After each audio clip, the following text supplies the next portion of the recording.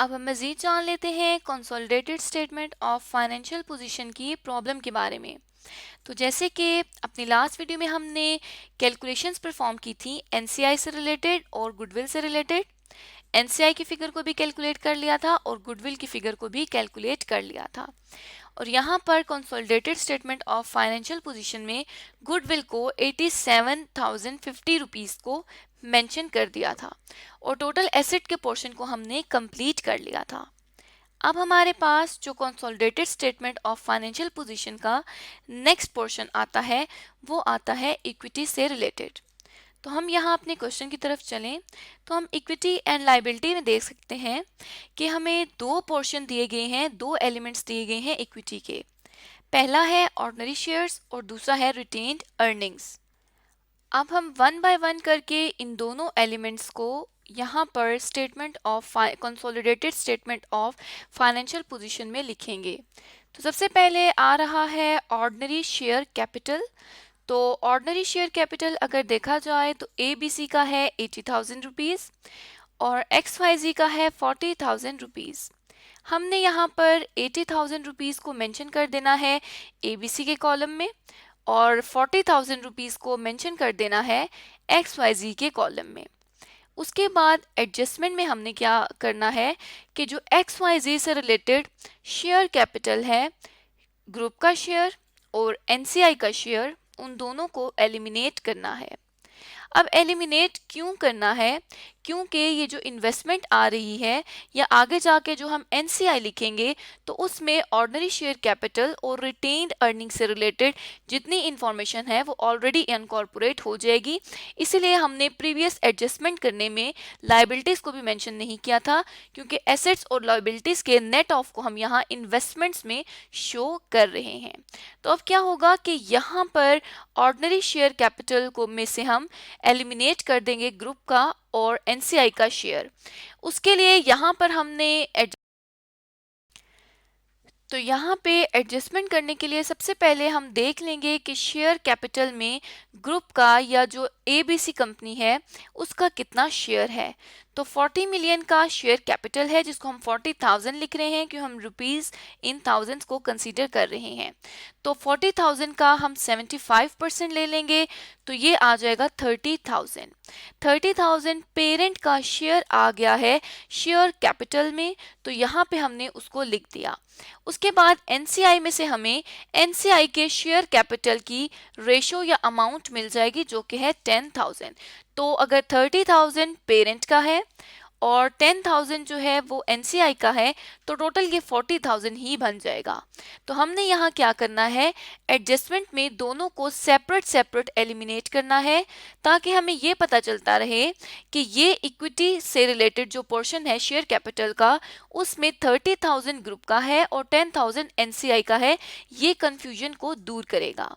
तो अब जब हम देखें तो सॉरी यहाँ पर 80 नहीं है बल्कि 40,000 है। तो अब अगर हम देखें तो 40,000 XYZ का था और 40,000 ही एलिमिनेट हो गया, तो पीछे जो ऑर्डिनरी शेयर कैपिटल रह गया ग्रुप के लिए वो रह गया 80,000 रुपीज़ का। उसके बाद नेक्स्ट जो हमारे पास एलिमेंट आ रहा है इक्विटी का वो है रिटेन्ड अर्निंग्स। तो हमने क्या करना है, यहाँ पर रिटेन्ड अर्निंग्स को लिखना है। अगर ABC की देखी जाए तो यहाँ पर 25,000 रुपीज़ ABC के लिए है, तो हमने 25,000 रुपीज़ ABC के कॉलम में लिख देना है।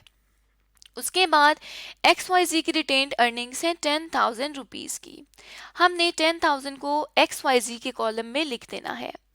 उसके बाद जैसे हमने इक्विटी के पहले एलिमेंट में से पेरेंट और एनसीआई के शेयर को अलग किया है, इसी तरह रिटेन्ड अर्निंग्स के भी शेयर को अलग कर देंगे क्योंकि उसको हम ऑलरेडी यहाँ इन्वेस्टमेंट में ABC कंपनी की इन्वेस्टमेंट 50,000 में यहाँ पर ट्रीट कर रहे हैं। तो अब ये जो रिटेन्ड अर्निंग्स है इसको हम लिख देंगे। तो यहाँ पर हमने जिस तरह से पहले किया था कि 40,000 का 75%, तो इसी तरह से अगर 10,000 है रिटेन्ड अर्निंग्स तो उसका जब 75% लेंगे तो ये हमारे पास 7,500 रुपीज़ आ जाएगा। तो हमने क्या करना है, 7,500 को यहाँ से एलिमिनेट करना है। उसके बाद अगर रिटेन्ड अर्निंग्स में एनसीआई का शेयर देखें तो वो आ रहा है 2,500 रुपीज़ का। तो हमने एडजस्टमेंट में इसी तरह से सेपरेटली मेंशन कर देना है किस किस चीज़ को, 7500 को और 2500 को। तो ये हमने बी और सी इसको नाम दे दिया है, क्योंकि अगर हम देखें तो यहाँ पर ये बी से आ रही है और एनसीआई को हम कह देते हैं कि ये सी है, तो ये हमारे पास एडजस्टमेंट सी से आ रही है वैल्यू। तो हमने यहाँ पर इसको मेंशन कर दिया है। उसके बाद अगर देखें तो 10,000 में से 7500 और 2500 को जब लेस किया तो वो ज़ीरो रह गया। तो अब जो रिटेन्ड अर्निंग्स रह जाएंगी वो सिर्फ और सिर्फ पेरेंट कंपनी की रह जाएंगी।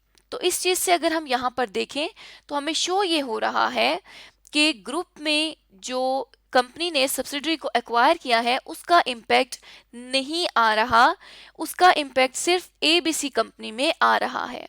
तो इसलिए यहाँ पर ग्रुप में हमारे पास अभी तक ना कोई एसेट और ना कोई हमारे पास इन्वेस्टमेंट और ना ही हमने इसको इक्विटी को ट्रीट किया है, बल्कि हमने इसको यहाँ में एडजस्टमेंट में एडजस्ट कर दिया है। तो इक्विटी पे जो सब्सिडरी है उसके शेयर कैपिटल का या रिटेन्ड अर्निंग्स का नेट इम्पैक्ट ग्रुप में ज़ीरो आएगा। उसके बाद हमने इसी तरह इक्विटी में कुछ एडजस्टमेंट्स आई हैं, उसको हम इक्विटी में मेंशन करते हैं। तो जब भी इक्विटी में हम लिखेंगे तो फेयर वैल्यू के एडजस्टमेंट को भी ट्रीट करेंगे।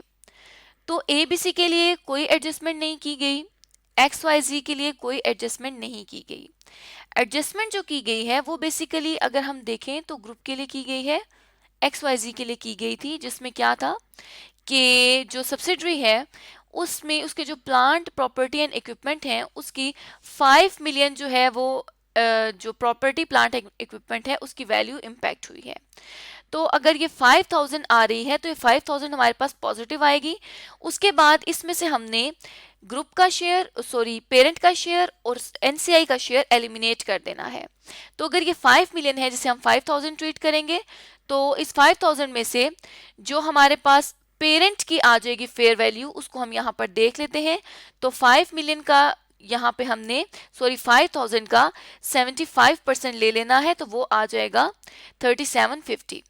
अब इस 5000 की एडजस्टमेंट में से पेरेंट का 3750 और एनसीआई का 1250 हमने एलिमिनेट कर देना है। तो यहाँ पे 5000 की एडजस्टमेंट है जिसमें से एडजस्टमेंट के कॉलम में ही हमने 3750 और 1250 को एलिमिनेट कर देना है। तो यहाँ 5000 में से जब हम 3750 और 1250 को एलिमिनेट करेंगे तो ये ज़ीरो आ जाएगा। तो फेयर वैल्यू की एडजस्टमेंट क्योंकि XYZ में हुई हुई है तो इसका नेट इम्पैक्ट ग्रुप पे हमारे पास ज़ीरो ही आ रहा है। उसके बाद एक तो पोर्शन हमने यहाँ पर जो सब्सिडरी का है वो एसेट में प्लांट प्रॉपर्टी एंड इक्विपमेंट में यहाँ हम देख सकते हैं हमने मेंशन कर दिया है। उसके बाद नेक्स्ट जो पोर्शन रह जाएगा उसको हम नॉन कंट्रोलिंग इंटरेस्ट में एडजस्ट कर लेंगे। अब जिस पे कंट्रोल नहीं है वो एनसीआई है, और एनसीआई अगर हम देखें तो एनसीआई की हमने यहाँ सी जो हमारे पास एडजस्टमेंट थी उसमें 3750 की अमाउंट को कैलकुलेट किया हुआ था। तो एनसीआई से रिलेटेड ग्रुप की एडजस्टमेंट है, क्योंकि ग्रुप इस पार्ट को कंट्रोल नहीं कर रहा इसलिए हम एडजस्टमेंट में जाके इसको ग्रुप में एडजस्ट कर देंगे और 13750 हमने यहाँ पर लिख दिया। उसके बाद और कोई फर्दर हमने यहाँ चीज़ मेंशन नहीं करनी। अब सिर्फ करंट लाइबिलिटीज़ आ गई हैं, तो वो हमारे पास आ रही हैं 20,000 की एबीसी की और पीएलसी की XYZ की 20,000। तो अब हमने क्या करना है कि इनको यहाँ पर मेंशन कर देना है। तो अब हमने करंट लाइबिलिटीज़ लिखना है और करंट लाइबिलिटीज़ में हमने एबीसी की भी लिख दी, इसी तरह से हमने XYZ की भी लिख दी है और इसके हमने टोटल को यहाँ पर लिख दिया 40,000 रुपीज़ का। अब लाइबिलिटीज़ को हमने क्यों नहीं एडजस्ट किया, क्योंकि हम ऑलरेडी बात कर चुके हैं कि ये जो XYZ से रिलेटेड हैं और यहाँ पे हमने जिस तरह एसेट्स को लिया था प्लांट प्रॉपर्टी एंड इक्विपमेंट, इसी तरह करंट लाइबिलिटीज़ भी XYZ की अपनी है, इसलिए वो भी हम ग्रुप में ऐड कर रहे हैं। बाकी ये जो हमारे पास ऑर्डिनरी शेयर और फेयर वैल्यू के एडजस्टमेंट है उसको हमने यहाँ पर इन्वेस्टमेंट की कंसिडरेशन में लिख दिया है और एनसीआई का जो पार्ट है उसको भी हमने ग्रुप में मेंशन किया है। अब हमने इक्विटी और लायबिलिटीज का करना है टोटल। टोटल के लिए हमने ये जो हमारे पास आ रहा है ए बी सी, इन तीनों का टोटल कर लिया जो कि 1,25,000 है। तो अगर हम देखें तो ए बी सी के टोटल एसेट्स भी इतने ही हैं और लाइबिलिटीज भी इतनी ही आ रही हैं, इक्विटीज और लाइबिलिटी। तो इसका मतलब है कि ए बी सी के लिए जो हमने स्टेटमेंट बनाई है वो दुरुस्त है। इसी तरह से हमने 40,000 प्लस 10,000 प्लस 20,000 किया तो ये हमारे पास आ गया 70,000। तो एक्स वाई जी के टोटल एसेट्स भी इतने ही हैं और लाइबिलिटीज भी इतनी हैं, तो ये दोनों इक्वल हैं। इसका मतलब है कि हमने एक्स वाई जी से रिलेटेड भी स्टेटमेंट में दुरुस्त वर्किंग्स की हैं। उसके बाद लास्ट जो हमारे पास आता है वो आता है ग्रुप का इक्विटी एंड लाइबिलिटीज का पार्ट। तो इसके लिए हम 80,000 प्लस 25,000 प्लस 13,750 और प्लस 40,000 करेंगे तो ये आ जाएगा 1,58,750 रुपीज, जो कि उसके एसेट्स के इक्वल है। तो इसका क्या मतलब हुआ कि हमने जो एडजस्टमेंट्स भी पास की हैं वो दुरुस्त पास की हैं और अब हमारे पास ग्रुप के भी consolidated statement of financial position का टोटल इक्वल आ रहा है। तो इस तरह से आज के इस वीडियो में हमने एबीसी ग्रुप के लिए अपनी तमाम एडजस्टमेंट को पास कर लिया और हमने इस प्रॉब्लम को कंप्लीट कर लिया।